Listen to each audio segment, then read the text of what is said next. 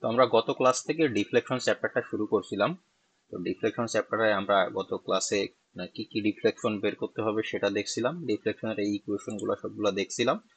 মোটামুটি আমাদের মেনলি দুইটা টাইপের ডিফ্লেকশন থাকে, একটা হচ্ছে ইনস্ট্যান্ট ডিফ্লেকশন আর একটা হচ্ছে লং টাইম ডিফ্লেকশন। এর মধ্যে ইনস্ট্যান্ট ডিফ্লেকশনের মধ্যে আছে একটা লোডের কারণে ডিফ্লেকশন, অর্থাৎ আমাদের যে স্ট্রাকচারাল মেম্বারটা থাকে একটা বিম বা গার্ডার, তার উপরে যে লোডটা থাকে সেই লোডের কারণে একটা ডাউনওয়ার্ড ডিফ্লেকশন, এবং প্রি স্ট্রেস ফোর্স যেটা থাকে প্রি স্ট্রেস ফোর্সের কারণে একটা আপওয়ার্ড ডিফ্লেকশন।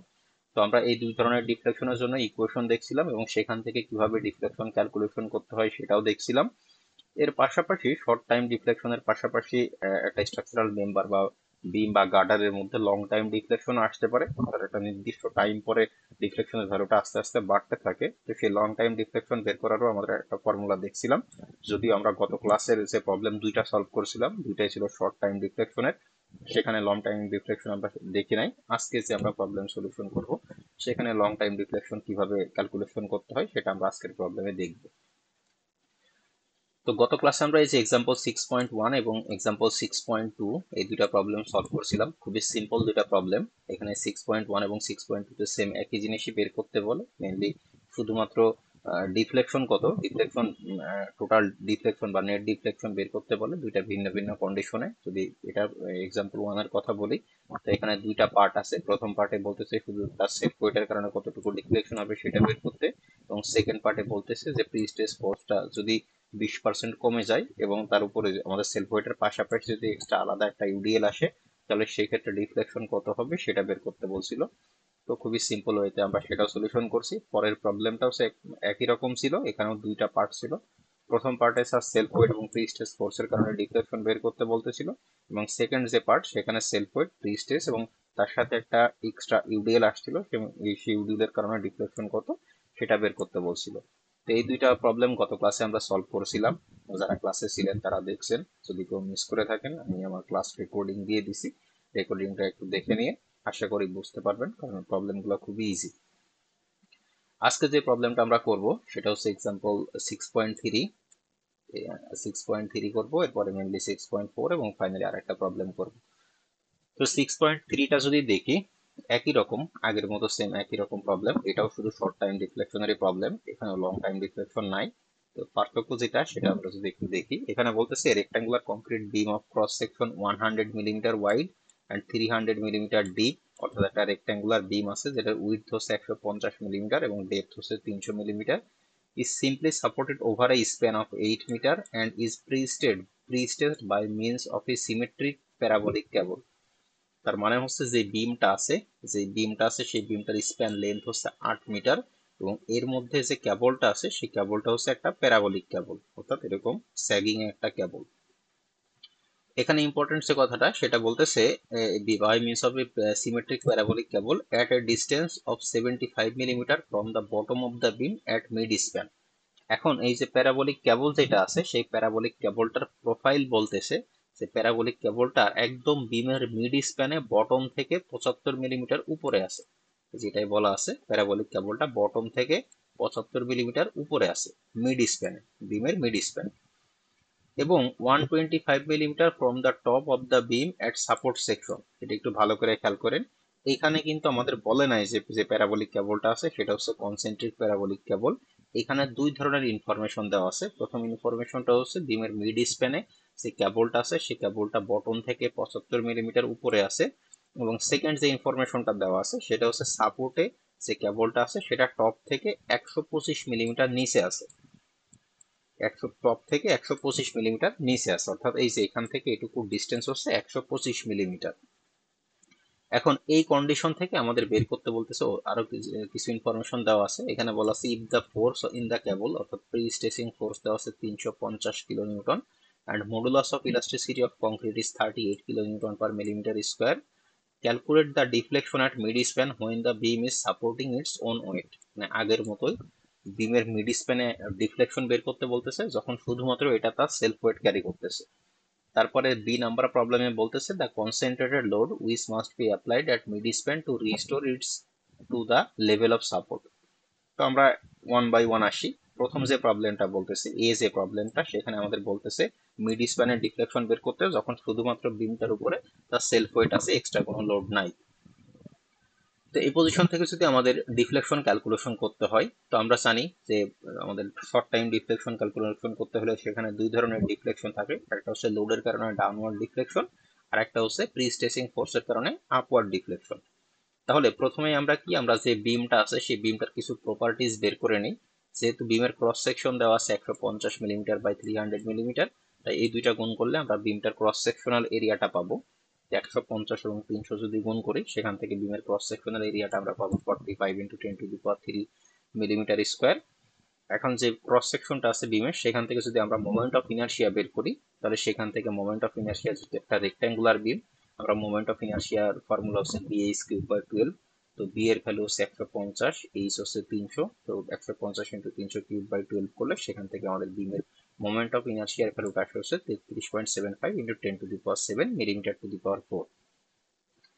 এখন আমাদের এই যে বিমে যে প্যারাবোলিক কেবলটা দেওয়া আছে, সেই কেবলটা যেহেতু দুই ধরনের ইসেন্ট্রিসিটি আছে, অর্থাৎ এই যে কেবলটা দেওয়া আছে তার মিড স্প্যানে বলা আছে কেবলটার ইসেন্ট্রিসিটি হচ্ছে অর্থাৎ বটম থেকে 75 মিলিমিটার উপরে, এবং সাপোর্টে বলা আছে কেবলটা টপ থেকে 125 মিলিমিটার নিচে, যেখানে দেখানো আছে টপ থেকে 125 মিলিমিটার নিচে। তাহলে যেহেতু আমাদের এই কেবলটা একদম সাপোর্টে নিউট্রাল অ্যাক্সিস দিয়ে যায় নাই, এটাকেই বলা হয় হচ্ছে ইসেন্ট্রিক প্যারাবোলিক কেবল। আমি গত ক্লাসে এই ইসেন্ট্রিক প্যারাবোলিক কেবলের ফর্মুলা দেখাইছিলাম, যে যদি কোনো একটা কেবল সাপোর্ট দিয়ে না যায়, সাপোর্ট দিয়ে না গিয়ে সাপোর্টের একটু উপর দিয়ে যায়, তাহলে সেই ক্ষেত্রে তার ইসেন্ট্রিসিটিটা দুই ধরনের ইসেন্ট্রিসিটি থাকে, মানে দুইটা ইসেন্ট্রিসিটি থাকে, একটা ডাউনওয়ার্ড নিচের দিকে ইসেন্ট্রিসিটি থাকে, একটা নিউট্রাল অ্যাক্সিস থেকে উপরে সাপোর্ট উপরে আরো একটা ইসেন্ট্রিসিটি থাকে, এই দুইটা ইসেন্ট্রিসিটি থাকে। এখন যেহেতু আমাদের এই প্রবলেমটা তো এরকম দুইটা ইসেন্ট্রিসিটি আছে, তাহলে আমাদের প্রথমে এই দুইটা ইসেন্ট্রিসিটি আমরা বের করে নিতে পারি।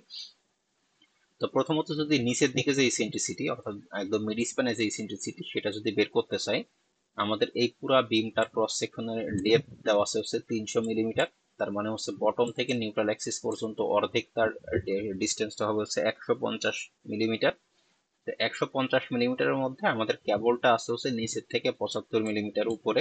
তার মানে হচ্ছে এখন যদি এই E1 বের করতে চাই, তাহলে E1 হবে হচ্ছে 150 - 75, তার মানে E1 এর ভ্যালুটা হবে 75 মিলিমিটার।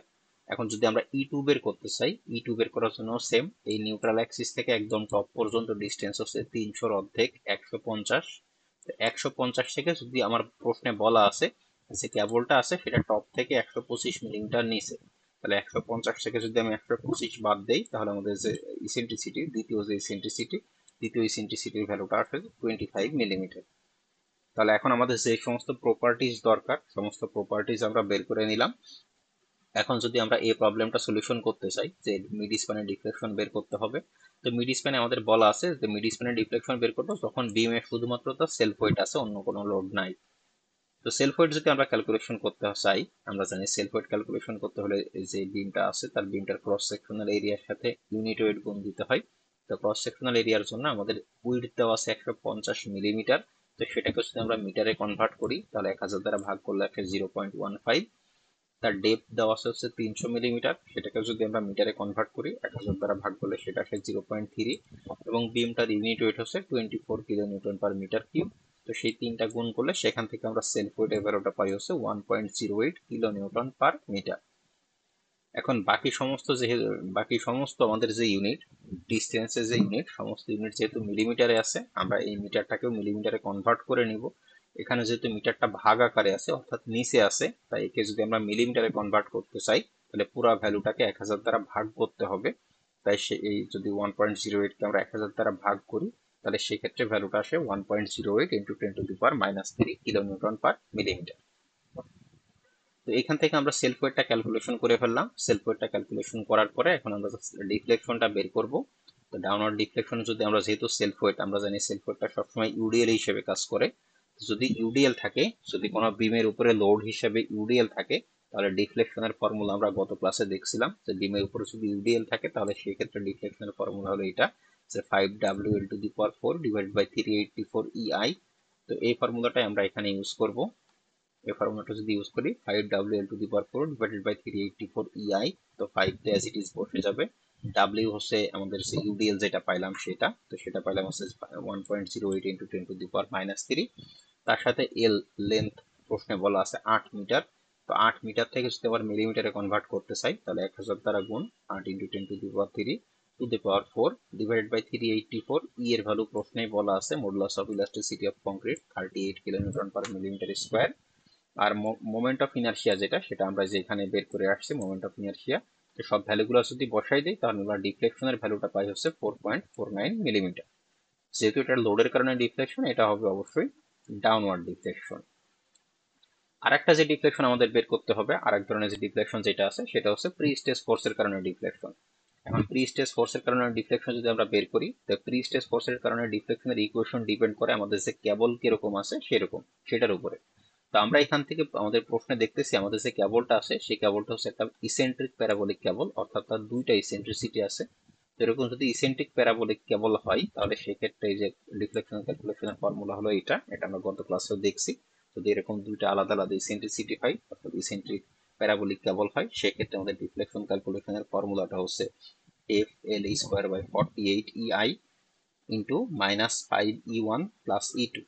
এই ফর্মুলাগুলো আপনাদের প্রশ্নে দেওয়া থাকবে, আমি গতকাল ক্লাসেও বলছি আবারও আজকে বলতেছি, এই ফর্মুলাগুলো আপনাদের প্রশ্নে দেওয়া থাকবে কিন্তু কোনটা মানে কোন ফর্মুলাটা কখন ইউজ করতে হবে সেটা বলা থাকবে না। তো আপনারা এটা মনে রাখবেন, জাস্ট যদি পুরো ডাইরেক্ট ফর্মুলাও মনে না রাখতে পারেন তাহলে সেই ক্ষেত্রে অ্যাটলিস্ট এটা মনে রাখবেন যে প্যারাবোলিক যদি ইসেন্ট্রিক প্যারাবোলিক হয় তাহলে কোন ফর্মুলাটা ইউজ করবে। এতটুকু মনে রাখলে এই ফর্মুলাগুলো হচ্ছে সরানো ছিটানো ভাবে প্রশ্নে দেওয়া থাকবে, কিন্তু কোথায় কোনটা ইউজ করব সেটা বলা থাকবে না। প্রশ্নের শেষে এই ফর্মুলাগুলো সব দেওয়া থাকবে।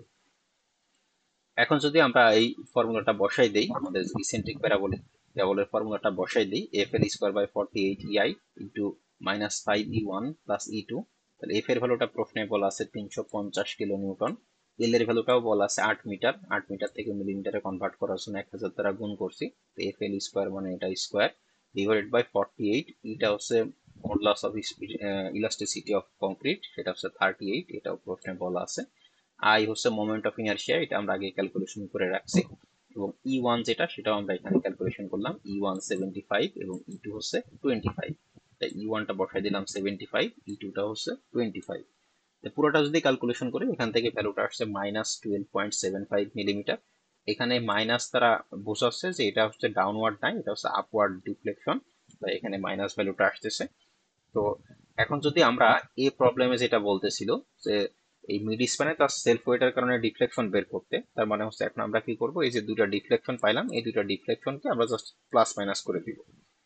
যেহেতু এটা নিচের দিকে আছে এটা এবং উপরের দিকে এটা আছে, এটা আপওয়ার্ডের দিকে আছে, তাহলে একটা থেকে আর একটা বিয়োগ হবে, কিন্তু যেহেতু অলরেডি এখানে নেগেটিভ চিহ্ন আছে, তো নেগেটিভ চিহ্ন থাকলে সেক্ষেত্রে আমাদের জাস্ট এই দুটা একটা আর একটার সাথে যোগ করে দিলেই হচ্ছে। বা কেউ যদি মনে করে যে সেখানে নেগেটিভ চিহ্নটা দিবে না, না দিয়ে শুধু নিচে আর একটা লাইন লিখবে যে 12.74 আর তার পাশে হচ্ছে আপওয়ার্ড চিহ্ন দিয়ে দিবে বা আপওয়ার্ড কথাটা লিখে দিবে, তাতেও কোনো অসুবিধা নেই। এই মাইনাসটার সিগনিফিকেন্স হলো এটা জাস্ট যে বিপরীত দিকে হচ্ছে সেটা বোঝায়। তো এখন যদি এই দুইটাকে জাস্ট আমরা অ্যালজেব্রিক সাম করি, যে একটা উপরের দিকে আর একটা নিচের দিকে, অর্থাৎ একটা থেকে আর একটা বাদ দেই, বা যেহেতু এখানে মাইনাস চিহ্ন দেওয়া আছে তাই এখানে প্লাস চিহ্ন দেওয়া আছে, কেউ যদি এই চিহ্নটা উঠাই দেয় তাহলে একটা থেকে আর একটা বিয়োগ করলেই হবে। তো -12.74 প্লাস 4.49 এই দুটো যদি আমরা অ্যালজেব্রিক সাম করি তাহলে সেক্ষেত্রে আমাদের ভ্যালুটা আসছে -8.25 মিলিমিটার, অর্থাৎ মাইনাস দ্বারা বোঝাইতেছে এটা হচ্ছে উপরের দিকে আছে। অর্থাৎ আমরা বুঝতে পারতেছি আমাদের লোডের কারণে ডিফ্লেকশনটা কম হয়েছিল এবং প্রিস্টেসের কারণে ডিফ্লেকশন যেহেতু বেশি হয়েছে আমাদের বিমটা উপরের দিকে এভাবে ডিফ্লেক্ট হয়ে থাকবে। সো এটাই হচ্ছে আমাদের এ যে পার্ট, এ পার্টের আনসার। বি পার্টে আমাদের যেটা বলতেছে সেটা বলতেছে the concentrated load which must be applied at mid span to restore it to the level of support.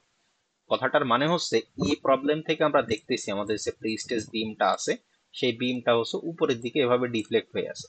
তাহলে বি তে বলতেছে এখন আমরা যদি বিমের মিড স্প্যানে কত মানের একটা পয়েন্ট লোড বসাইলে, কত ভ্যালুর একটা পয়েন্ট লোড বসাইলে এই যে ডিফ্লেকশন হয়ে আছে এই ডিফ্লেকশনটা এরকম সোজা হয়ে যাবে, এই ডিফ্লেকশনটা থাকবে না। কেউ কি কিছু বলতে চাচ্ছেন? আচ্ছা, অর্থাৎ আমরা এই প্রবলেম থেকে দেখলাম যে আমাদের যে প্রি স্টেজ বিমটা আছে এটা একটা আপওয়ার্ড ডিফ্লেকশন হয়ে আছে বা উপরের দিকে ডিফ্লেক্টেড হয়ে আছে। এখন বি প্রবলেমে বলতেছে আমরা মিড স্প্যানে কত ভ্যালুর একটা পয়েন্ট লোড ইউজ করলে এই ডিফ্লেকশনটা অর্থাৎ এই বিমটা পুরো এরকম স্ট্রেট হয়ে যাবে। তার মানে এখন যদি আমরা বি প্রবলেমের সলিউশনে আসি, তাহলে আমরা দেখতে পাচ্ছি আমরা যদি কোনো একটা বিমের উপরে পয়েন্ট লোড থাকে তাহলে সেক্ষেত্রে তার ডিফ্লেকশন ক্যালকুলেশনের ফর্মুলাটা যদি দেখি, এই যে ফর্মুলাটা গত ক্লাসে দেখছিলাম, যদি পয়েন্ট লোড থাকে তাহলে পয়েন্ট লোড থাকলে ডিফ্লেকশনের ফর্মুলাটা হচ্ছে Q L cube to the Q L to the power cube divided by 48 EI. এই ফর্মুলা বসে আমরা এখান থেকে যে কিউ এর ভ্যালুটা বের করে নিতে পারি। আমাদের এখানে যে ভ্যালুটা আমরা পাইছিলাম এই প্রবলেম থেকে আমরা দেখলাম যে উপরের দিকে যে ডিফ্লেকশনটা হয়েছে এই ডিফ্লেকশনের ভ্যালুটা আমরা এই প্রবলেম থেকে পাইতেছি হচ্ছে 8.25। 8.25 অর্থাৎ বি প্রবলেমের ক্ষেত্রে এখন আমরা ডিফ্লেকশন জানি। এখন এই ডিফ্লেকশনটাকে রেজিস্ট করার জন্য অর্থাৎ এটাকে আটকানোর জন্য কত মানের ফোর্স প্রয়োজন সেই ফোর্সের ভ্যালুটা এখন আমাদের বের করতে হবে। তো আমরা ফর্মুলাতে দেখলাম যদি কনসেন্ট্রেটেড লোড থাকে তাহলে সেই ক্ষেত্রে এ ইকুয়াল টু ফর্মুলাটা হচ্ছে এই যে ডিফ্লেকশন ইকুয়াল টু ফর্মুলাটা হচ্ছে Q L cube divided by 48 EI. তাহলে এখানে আমাদের কিউ এর ভ্যালুটা আমরা জানি না, ডিফ্লেকশনের ভ্যালুটা আমরা এ থেকে পাইছি, তো এটা এখানে বসানো হয়েছে, এখানে 8.25 পাইছি, এখানে জাস্ট এটা হচ্ছে লেখার মিস্টেক, এটা হচ্ছে 8.25 হবে। এখন একটা প্রশ্ন আসতে পারে যে এখানে মাইনাস আছে, এখানে মাইনাস কেন বসাইলাম না? আমি যেটা কিছুক্ষণ আগেই বললাম, মাইনাসটা শুধুমাত্র ডিরেকশন বোঝাচ্ছে এটা আপওয়ার্ড দিকে ডিফ্লেকশন হইতেছে, তাছাড়া এই মাইনাসটার আলাদা কোনো সিগনিফিকেন্স নাই, তাই এখানে মাইনাসটা বসানো হয়নি। এখন যদি আমরা বাকি সব ভ্যালুগুলো বসাই দেই, কিউ এর ভ্যালুটা আমরা জানি না, এটাই বের করব। এল এর ভ্যালু প্রশ্নে দেওয়া আছে 8 মিটার, তো সেটা মিলিমিটারে কনভার্ট করলে হচ্ছে 1000 দ্বারা গুণ করলাম, তো 8 × 10⁻³ কিউব ডিভাইডেড বাই 48। ই এর ভ্যালুটা প্রশ্নে দেওয়া আছে সেটা হচ্ছে 38, এবং আই যেটা মোমেন্ট অফ ইনার্শিয়া সেটাও আমরা আগেই বের করে রাখছি 33.75 × 10⁻7 ইকুয়াল টু ডিফ্লেকশন যেটা পাইছিলাম এতে 8.25। এটা বসে যদি পুরোটা ক্যালকুলেশন করা হয় তাহলে সেখান থেকে কিউ এর ভ্যালু বা পয়েন্ট লোডের ভ্যালুটা আসে হচ্ছে 9.86 কিলোনিউটন। অর্থাৎ আমাদের এ প্রবলেম থেকে আমরা যেটা পাইছিলাম যে আমাদের বিমটা উপরের দিকে এরকম বাঁকা হয়ে থাকে, তো আমাদের বিতে আবার বলছিল এখানে কি পরিমাণ পয়েন্ট লোড দিলে এই ডিফ্লেকশনটা এরকম সমান হয়ে যাবে। তো সেটা আমরা বের করে দেখলাম যদি এখানে আমরা 9.86 কিলো নিউটন পরিমাণ লোড দেই তাহলে এই ডিফ্লেকশনটা আবার তার আগের অবস্থানে, বিমটা তার আগের অবস্থানে ফেরত চলে আসবে। এটা বুঝতে কারোর কোনো অসুবিধা আছে? বলেন, কোথাও কোনো বুঝতে পারেন নাই এমন কোনো সমস্যা আছে কিনা?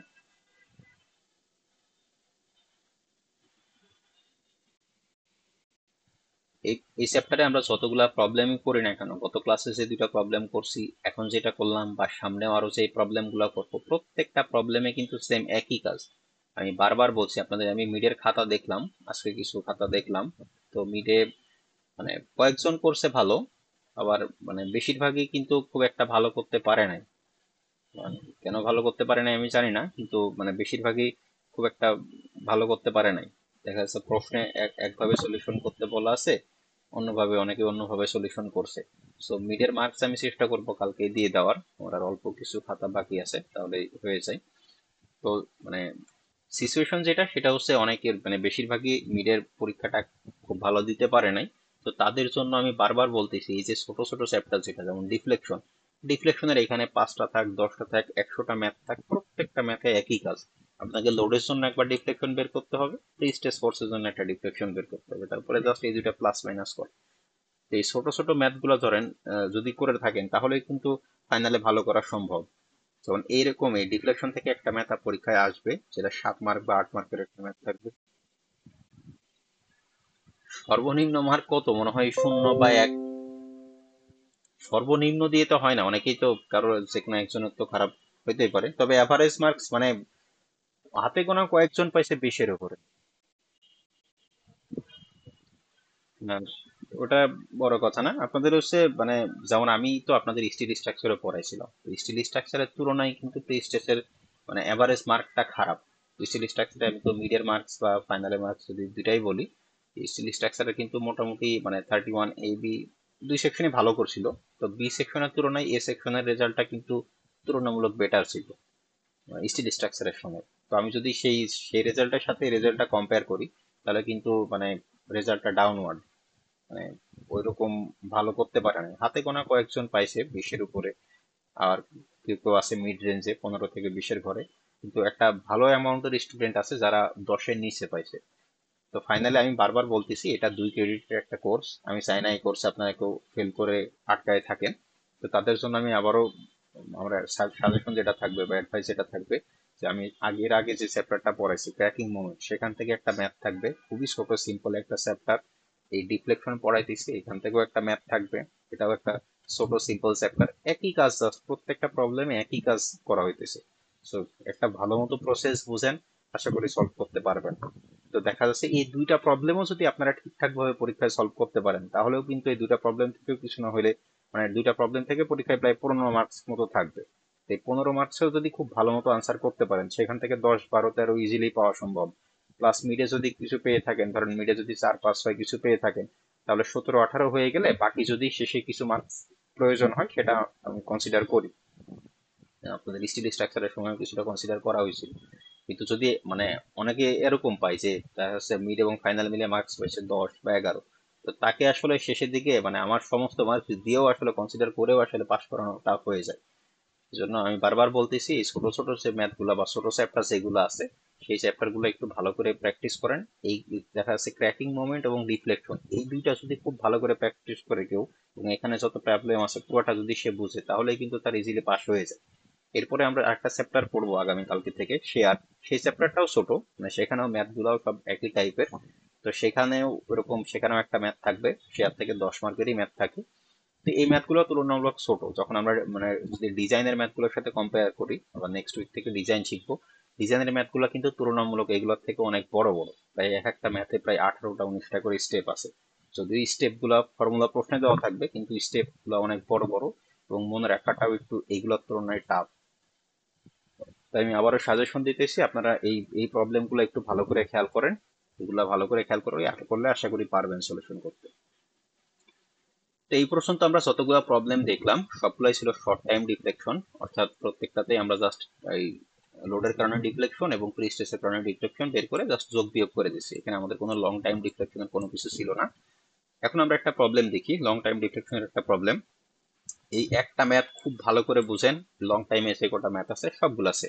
মেনলি এই প্রবলেমটা নতুন কিছুই না, এই আগে যা কাজ করলাম, এই ধরেন আগের প্রবলেমটা, এই প্রবলেমটাতে যেটা করলাম যে সেলফ ওয়েটের কারণে বা লোডের কারণে একবার ডিফ্লেকশন বের করলাম, প্রিস্টেসের কারণে একবার ডিফ্লেকশন করলাম, এই প্রবলেমটাতেও একই কাজই করবো, লোডের কারণে একবার ডিফ্লেকশন বের করবো, প্রিস্টেসের কারণে একবার ডিফ্লেকশন বের করবো। এক্সট্রা ভাবে শুধুমাত্র যেহেতু লং টাইম ডিফ্লেকশন বের করতে বলতেছে, তাই এক্সট্রা ভাবে আমাদের যে লং টাইম ডিফ্লেকশনের একটা ফর্মুলা গত ক্লাসে দেখাইছিলাম, এক্সট্রা ভাবে শুধুমাত্র এই ফর্মুলাটা বসে লং টাইম ডিফ্লেকশনটা বের করবো, তাছাড়া আর কিছুই না। প্রবলেমটা আমরা করি, খুব ভালো করে খেয়াল করেন, খুব ইম্পর্টেন্ট একটা প্রবলেম। এক্সাম্পল 6.4, এখানে বলতেছে concrete beam having a rectangular section 100 millimetre wide and 300 millimetre deep. তার মানে একটা এরকম রেক্টেঙ্গুলার বিম আছে, যেটার উইডথ হচ্ছে 100 মিলিমিটার। সরি, এটা খুব বাজে ড্র করা হয়েছে। কারণ এরকম একটা রেক্টেঙ্গুলার বিম আছে যেটার উইডথ প্রস্থ হচ্ছে 100 মিলিমিটার, ডেপথ হচ্ছে 300 মিলিমিটার। এটার মধ্যে যে কেবলটা আছে, এটা যে কেবল দ্বারা প্রি স্ট্রেসিং ফোর্স দেওয়া হয়েছে, সেটা হচ্ছে একটা প্যারাবোলিক কেবল। প্যারাবোলিক কেবল, এখন প্যারাবোলিক কেবলের পাশাপাশি আমাদের দেখতে হবে যে রিসেন্ট্রিসিটি কয়টা, অর্থাৎ সেটা সাপোর্টের রিসেন্ট্রিসিটি 0, অর্থাৎ কনসেন্ট্রিক প্যারাবোলিক নাকি ইসেন্ট্রিক প্যারাবোলিক। তো এখানে বলতেছে the 300 millimetre deep and is parabolic cable carrying an initial force of 240 kilonewton, মানে প্রি স্ট্রেসিং ফোর্স বলা আছে 240 kilonewton. The cable has an eccentricity of 50 millimeter at the center of the span, মানে mid স্প্যানে eccentricity হচ্ছে 50 millimetre, and is concentric at the support, মানে এখানে দেখেন একদম স্পষ্টভাবে বলে দিছে এটা সাপোর্টে কনসেন্ট্রিক। সাপোর্টে কনসেন্ট্রিক মানে হচ্ছে সাপোর্টে তার কোনো ইসেন্ট্রিসিটি নাই, সেই কেবলটা একদম সাপোর্ট দিয়েই গেছে। এরকম একটা প্যারাবোলিক কেবল, সেই কেবলটা হচ্ছে ফোর্স, প্রি স্ট্রেসিং ফোর্সটা বলা আছে 240 কিলো নিউটন। এখানে বলতেছে if the span of the beam is 10 metre long, তার মানে হচ্ছে বিমটার স্প্যান লেন্থ হচ্ছে 10 metre, and the live load is 2 kilo newton per metre, মানে বিমের উপরে যে লাইভ লোড আছে সেই লাইভ লোডের ভ্যালুটা হচ্ছে 2 kilo newton per metre. Estimate the short time deflection at the centre of the span, তার মানে একদম মিড স্প্যানে শর্ট টাইম ডিফ্লেকশন কত সেটা বের করতে বলতেছে আমাদের প্রবলেমটা প্রথম অংশে। এখানে কি বলতেছে, অ্যাসিউমিং শর্ট টাইম ডিফ্লেকশন বের করার জন্য আমাদের যে ভ্যালুগুলো লাগবে, অ্যাসিউমিং ই modulus of elasticity of concrete E equal to 38 kilo newton per millimetre square, creep coefficient phi equal to 2.0, loss of pre-stress is 20%, অর্থাৎ 20% লস হয়ে গেছে। Loss of pre-stress is 20% of initial stress after 6 month, মানে 6 মাস পরে। কেউ কি কিছু বলতে চাচ্ছেন? আচ্ছা, সম্ভবত ভুলে আনমিউট হয়ে গেছে, আমি মিউট করে দিই। যেটা বলা আছে সেটা হচ্ছে loss of pre stress equal to 20% of initial stress after 6 month, মানে 6 মাস পরে ইনিশিয়াল যে স্ট্রেসটা ছিল তার 20% নষ্ট হয়ে গেছে।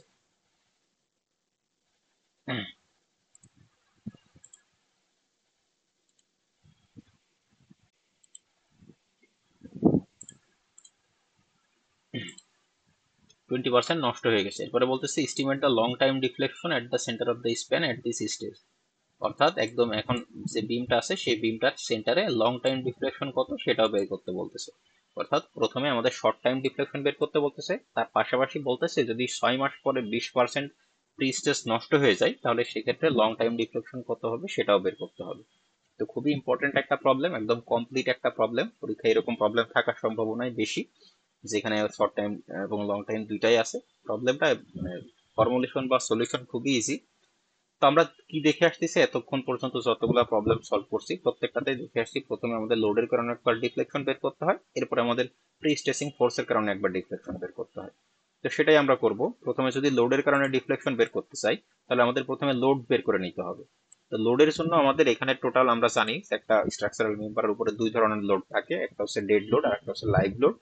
তো লাইভ লোডের ভ্যালুটা এখানে দেওয়া আছে 2 কিলো নিউটন পার মিটার।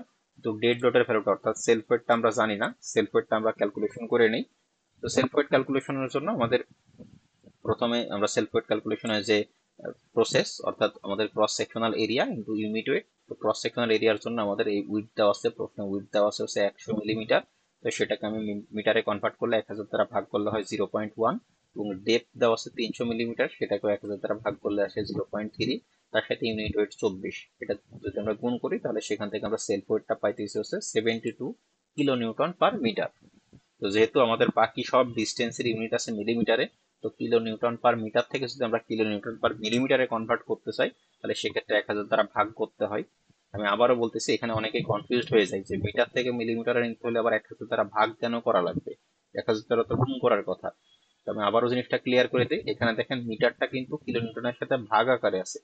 যদি মিটারটা কিলো নিউটনের সাথে গুণ আকারে থাকতো আমরা 1000 দ্বারা গুণ করতাম, যেহেতু নিচে আছে মিটারটা অর্থাৎ ভাগ আকারে আছে তাই আমরা 1000 দ্বারা ভাগ করতেছি। তো সেই ক্ষেত্রে ভ্যালুটা আসে 0.72 × 10⁻³ কিলো নিউটন পার মিলিমিটার। তার সাথে লাইভ লোড দেওয়া আছে হচ্ছে 2 কিলো নিউটন পার মিটার। তো সেটাকেও যদি আমরা 1000 দ্বারা ভাগ করি তাহলে সেই ক্ষেত্রে আমাদের লাইভ লোডের ভ্যালুটা আসে 2 × 10⁻³ কিলো নিউটন পার মিলিমিটার। তাহলে আমরা যদি টোটাল লোডের কথা চিন্তা করি তাহলে total load dead load plus live load যদি করি তাহলে এইটা প্লাস এইটা, এটা হচ্ছে আমাদের টোটাল লোড।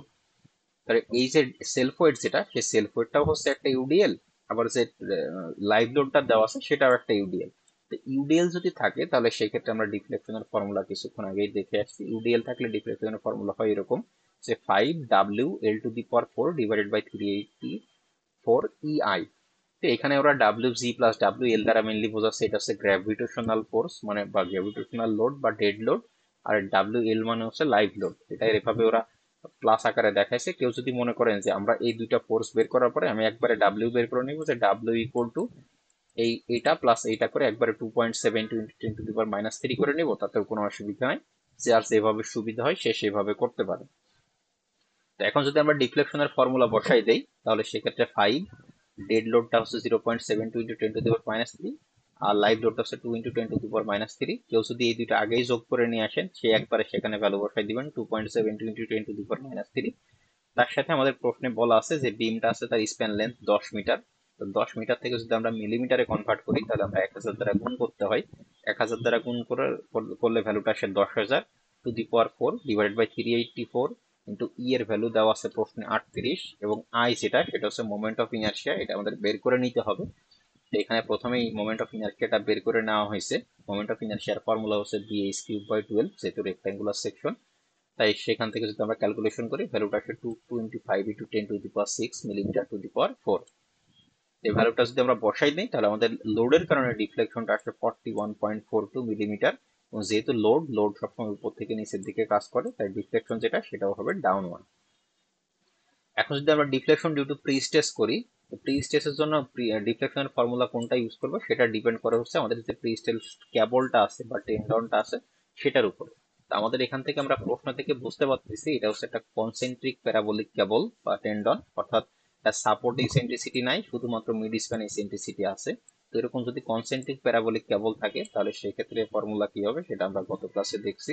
যদি এরকম কনসেন্ট্রিক প্যারাবোলিক কেবল থাকে তাহলে সেই ক্ষেত্রে ফর্মুলা হলো এটা। এই ফর্মুলাটা হচ্ছে 5 FE L² divided by 48 EI। তাহলে যদি আমরা এখন এই ফর্মুলাটা বসাই দিই, এখান থেকে আমাদের কনসেন্ট্রিক প্যারাবোলিক কেবলের কারণে আমরা ডিফ্লেকশনটা ক্যালকুলেশন করতে পারি। তো এই ফর্মুলা থেকে যদি আমরা ক্যালকুলেশন করি, এখান থেকে যদি আমরা ক্যালকুলেশন করি যে 5 FE L² বাই 48 EI, তো 5 তো অ্যাজ ইট ইজ, এফ এর ভ্যালুটা প্রশ্নে বলা আছে 240 কিলো নিউটন, ইসেন্ট্রিসিটিও প্রশ্নে বলা আছে 50 মিলিমিটার, এল এর ভ্যালুটাও প্রশ্নে বলা আছে 10 মিটার। তো এটাকে 1000 দ্বারা গুণ করলে 10,000, তাহলে 10,000 স্কোয়ার। 1000 দ্বারা গুণ করছি কারণ 10 মিটার আছে, আমরা মিলিমিটারে নেওয়ার জন্য 1000 দ্বারা গুণ করে নিছি। 10,000 স্কোয়ার ডিভাইড বাই 48, ই এর ভ্যালুটা প্রশ্নে বলা আছে 38, এবং আই মোমেন্ট অফ ইনারশিয়াটাও আমরা আগেই বের করে নিচ্ছি, এখানে যে bs কিউব বাই 12 করলে আসে 225 ইন্টু 10⁶। তো পুরোটা যদি বসাই তাহলে প্রি স্ট্রেসের কারণে ডিফ্লেকশনটা আসে হচ্ছে 14.62 মিলিমিটার। আমরা জানি প্রি স্ট্রেসিং ফোর্স, এটা প্রি স্ট্রেসটা সবসময় উপরের দিকে ডিফ্লেকশন দিবে, দিক থেকে টান দিলে এটা সবসময় উপরের দিকে ঠেলা দেয়, উপরের দিকে ডিফ্লেকশন দেয়। তো সেই ডিফ্লেকশনটা আমরা পাইতেছি হচ্ছে 14.62 মিলিমিটার। তাহলে আমাদের প্রথম এই যে প্রবলেমটার প্রথম অংশটুকুতে যেটা বের করতে বলতেছিল যে শর্ট টাইম ডিফ্লেকশন কত সেটা বের করো, শর্ট টাইম ডিফ্লেকশন বের করার জন্য এখন আমরা কি করবো, জাস্ট এই দুইটার অ্যালজেব্রিক সাম অর্থাৎ প্লাস মাইনাস করে দিই। সেটার আমাদের যে বিমটা সেটা নিচের দিকে ডাউনওয়ার্ড ডিফ্লেকশন হইতেছে 42.42 মিলিমিটার, আর উপরের দিকে হচ্ছে 14.62 মিলিমিটার। তাহলে এখন এটা থেকে এটা বিয়োগ করে দিব, তাহলে নেট ডিফ্লেকশন হবে হচ্ছে 41.42 মাইনাস 14.62। এটা যেহেতু ডাউনওয়ার্ড, এটা হচ্ছে আপওয়ার্ড, যেহেতু বড় যেটা সেটা হচ্ছে ডাউনওয়ার্ড, তার মানে আমাদের যে রেজাল্টেন্ট যেটা পাবো বা নেট ডিফ্লেকশন যেটা পাবো সেটা নিচের দিকে কাজ করবে, কারণ নিচের দিকে ডিফ্লেকশনটা বেশি। তাহলে সেখান থেকে আমরা খুব ইজিলি শর্ট টাইম বা ইনস্ট্যান্ট ডিফ্লেকশন যেটা, সেই ভ্যালুটা পাইলাম 26.8 মিলিমিটার, এবং যেহেতু আমাদের লোডের কারণে ডিফ্লেকশনটা বেশি তাই 26.8 মিলিমিটার ডাউনওয়ার্ড। এখন খুবই সিম্পল প্রবলেম এবং এই ধরনের প্রবলেমই পরীক্ষায় থাকবে। তো এরপরে আমাদের সেকেন্ড পার্টে আমাদের বের করতে বলতেছে হচ্ছে লং টাইম ডিফ্লেকশনটা কত। তো লং টাইম ডিফ্লেকশন যদি বের করতে হয়, লং টাইম ডিফ্লেকশনে জাস্ট আমাদের একটাই সিম্পলিফাইড ফর্মুলা।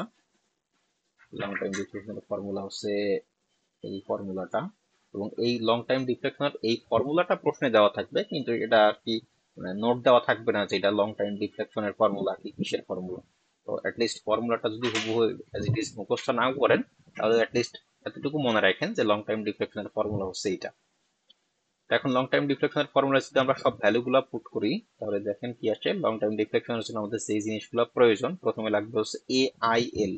AIL কি জিনিস গত ক্লাসে বলছিলাম, এ মানে হচ্ছে ডিফ্লেকশন বোঝায়, তো আইএল মানে হচ্ছে লোডের কারণে যে ডিফ্লেকশন সেটা হচ্ছে AIL। তো লোডের কারণে ডিফ্লেকশন আমরা এখানে ক্যালকুলেশন করে পাইছি হচ্ছে 41.42, 41.42। AIP যেটা সেটা হচ্ছে প্রি স্ট্রেসের কারণে ডিফ্লেকশন, প্রি স্ট্রেসের কারণে ডিফ্লেকশন আমরা পাইছি 14.62, 14.62। তার পাশাপাশি কি প্রয়োজন, পিটি বাই পিআই। পিআই যেটা সেটাকে আমরা বলছিলাম ইনিশিয়াল প্রি স্ট্রেস, এবং পিটি যেটা সেটা হচ্ছে আমাদের একটা টি টাইম পরে প্রি স্ট্রেস, অর্থাৎ একটা নির্দিষ্ট টাইম পরে যতটুকু ইফেক্টিভলি স্ট্রেস থাকে সেটা হচ্ছে পিটি।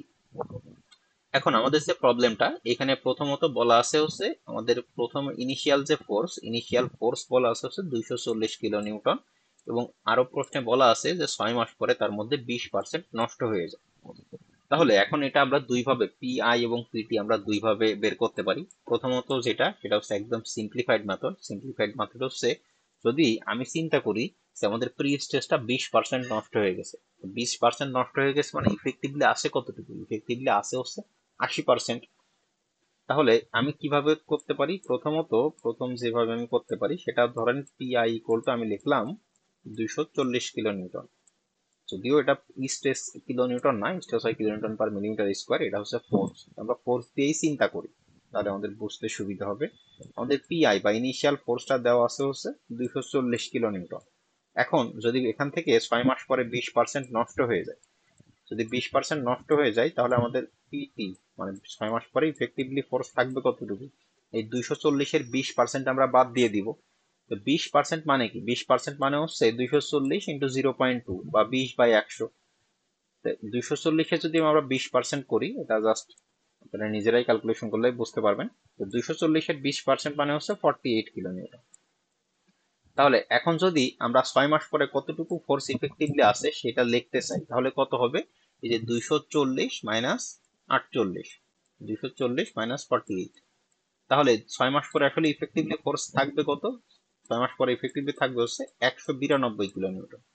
তাহলে এখন যদি আমি এই পিটি আর পিআই এই দুইটার যদি রেশিও বের করি যে আসলে কতটুকু কত পার্সেন্ট এখন প্রেজেন্ট আছে, তাহলে কতটুকু কিভাবে বের করতে পারি? যে এই 192/240, এটা যদি কেউ ক্যালকুলেশন করেন তাহলে অবশ্যই অবশ্যই ভ্যালুটা পাবেন হচ্ছে 0.8। কারণ এটা আমি পার্সেন্টেজ থেকে খুব ইজিলি বুঝতে পারতেছি যে এখানে মেনলি 20% নষ্ট হয়ে গেছে।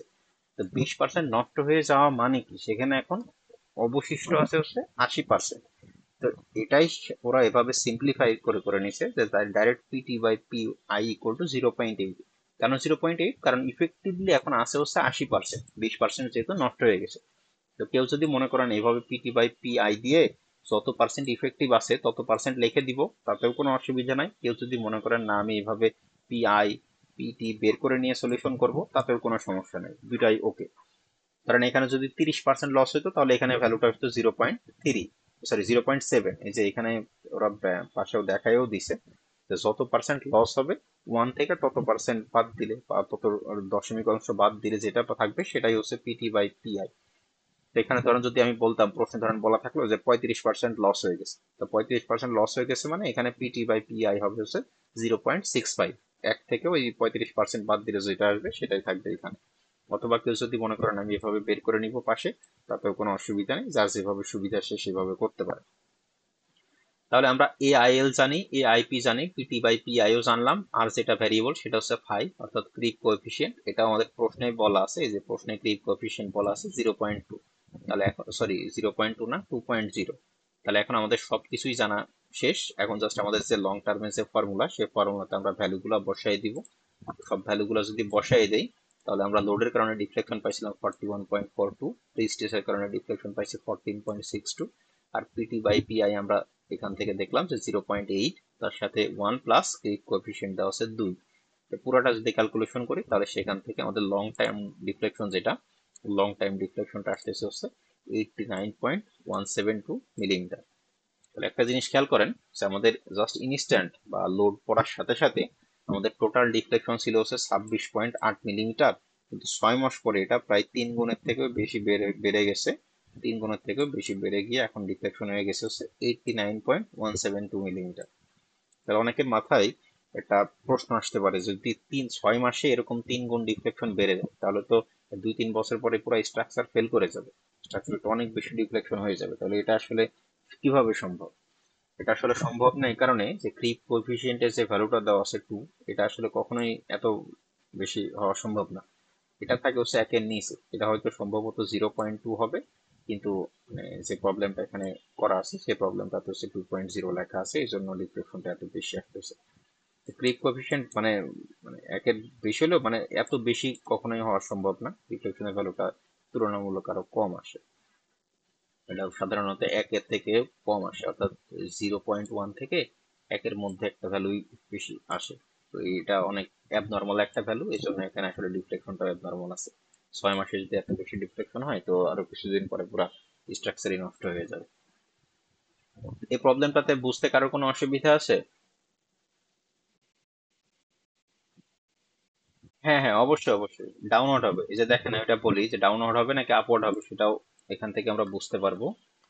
এই যে ফর্মুলা, এই ফর্মুলাতে দেখেন প্রথমে আমরা কি বসাইছি, প্রথমে বসাইছি হচ্ছে লোডের কারণে ডিফ্লেকশন, তারপরে বসাইছি হচ্ছে প্রি স্ট্রেসের কারণে ডিফ্লেকশন।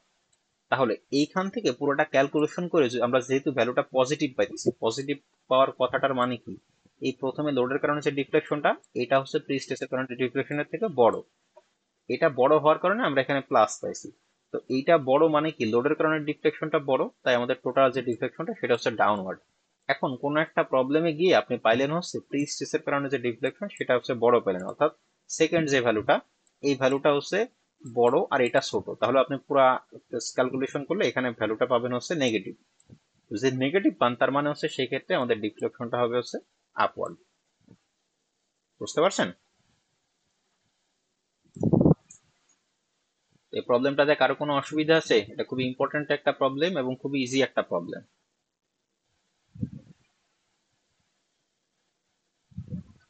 এটা বুঝতে কারো কোনো সমস্যা আছে?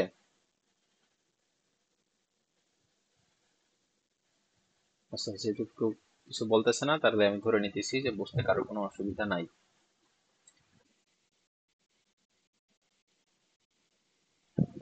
আপওয়ার্ড হয় কিন্তু সেটার ভ্যালুটা খুবই কম থাকে।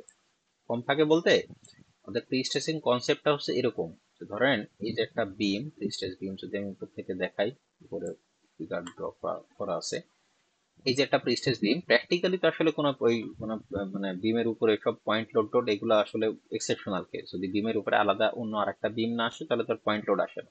সবসময় dead load, live load, self wait যাই বলে না কেন সব আসে হচ্ছে ইউডিএল আকারে।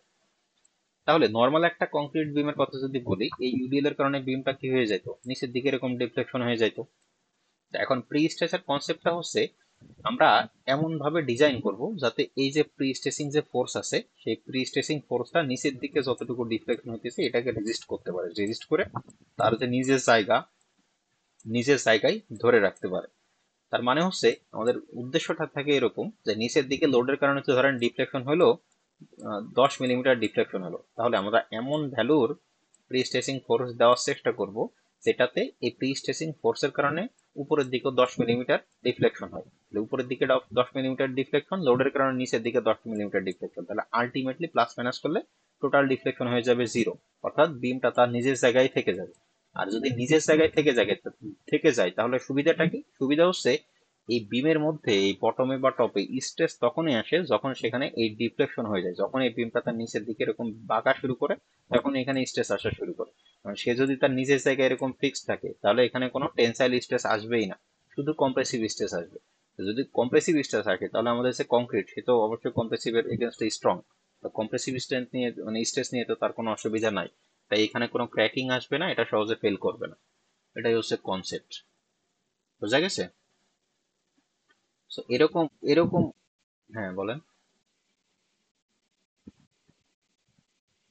হ্যাঁ, প্রি স্টেজ কোর্সটা তো পরেই দেওয়া হয়, এই যে আমরা এর পরেই হচ্ছে ডিজাইন শিখবো।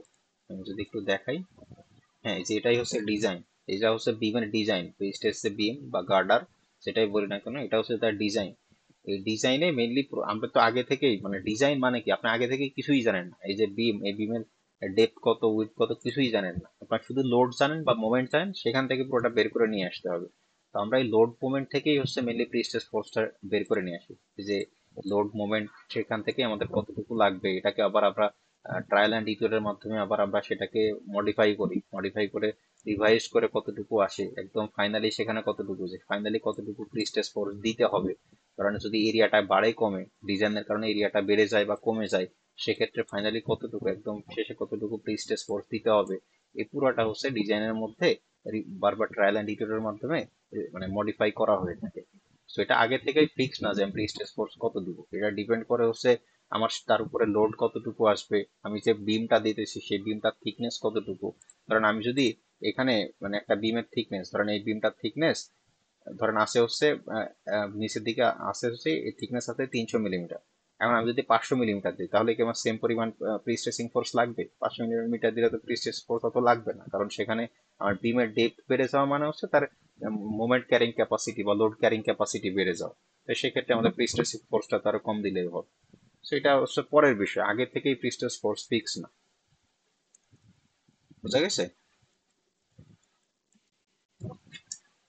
এই প্রবলেমটাতে কারো কোনো অসুবিধা আছে, যেটা এখন সলিউশন করালাম এক্সাম্পল 6.4? যদি কারো কোনো সমস্যা না থাকে আমরা এই ক্লাসটা এখানেই শেষ করব। মোটামুটি এরপরে যে প্রবলেমটা আছে 6.5 বা 6.6 একই জিনিস, একইভাবে শর্ট টাইম ডিফ্লেকশন, এই যে একই লোডের কারণে ডিফ্লেকশন বের করতে বলে আর প্রি স্ট্রেসের কারণে ডিফ্লেকশন বের করতে বলে, তারপরে এই দুটো যোগ করলে শর্ট টাইম ডিফ্লেকশন পাবো, এরপরে লং টাইমের ফর্মুলা বসাইলে লং টাইমের ডিফ্লেকশন পাবো। তো সেহেতু সেম একই জিনিস, মানে মেনলি এখানে এটা হচ্ছে রুয়েটের এক টিচারের আর কি পিডিএফ। তো সেখানে হচ্ছে ওরা মেনলি এটা কোশ্চেন ব্যাংক সলিউশন করছে, তো একই টাইপের প্রবলেমই বারবার সলিউশন করছে। এর জন্য আমি আর বারবার সব প্রবলেম গুলো দেখাইলাম না। এখানে যেমন এই প্রবলেমটা রুয়েটে 2017 সালে আসছে, এই প্রবলেমটা রুয়েটে 2018 সালে আসছে। তো এগুলো আমি আর বারবার দেখাইলাম না, প্রত্যেকটা একই টাইপের প্রবলেম, পুরোটা কোশ্চেন ব্যাংক সলভ করা, এই জন্য আর কি সিমিলার প্রবলেম বারবার এখানে দেখানো হয়েছে। কেউ যদি এর বাইরেও কোনো কিছু প্র্যাকটিস করতে চাই, তাহলে তার জন্য আমি যে আপনাদের গুগল ক্লাসরুমে প্রায় তিনটা বা চারটা বই দিয়ে দিছিলাম। প্রত্যেকটাই অনেক মানসম্মত বই, স্ট্যান্ডার্ড বই। তো সেখান থেকে প্র্যাকটিস করতে চান, এর বাইরে আসলে কোনো কিছুই নাই। এগুলাও যদি কেউ মানে ভালো করে বুঝে থাকেন বা সলিউশন করতে পারেন, তাহলে সেখান থেকে দেখলে কোনো সবগুলাই সলিউশন করতে পারবেন। আর কারো কিছু জানা থাকলে বলতে পারেন, আদারওয়াইজ আমরা আজকের ক্লাসটা এখানেই শেষ করব। আর আপনাদের জন্য যেটা নোটিস সেটা হচ্ছে, আমি কিন্তু কালকে একটা মেকআপ ক্লাস নিব। যেহেতু আপনারা বলছেন আপনাদের অধিকাংশেরই সুপারভাইজার স্যারের সাথে দেখা করার টাইম থাকে 12টা থেকে 1টা, তাই আমি ক্লাসটা নিব হচ্ছে 2টা থেকে 3টা। রুম নাম্বার হচ্ছে 3080। এটা হচ্ছে মেকআপ ক্লাস, যেহেতু আমি গত সপ্তাহে ক্লাস নিতে পারি নাই। তার পাশাপাশি আমার সে টাইমে ক্লাস থাকে 5টা থেকে 7টা, ওই টাইমে আমি ক্লাস নিই।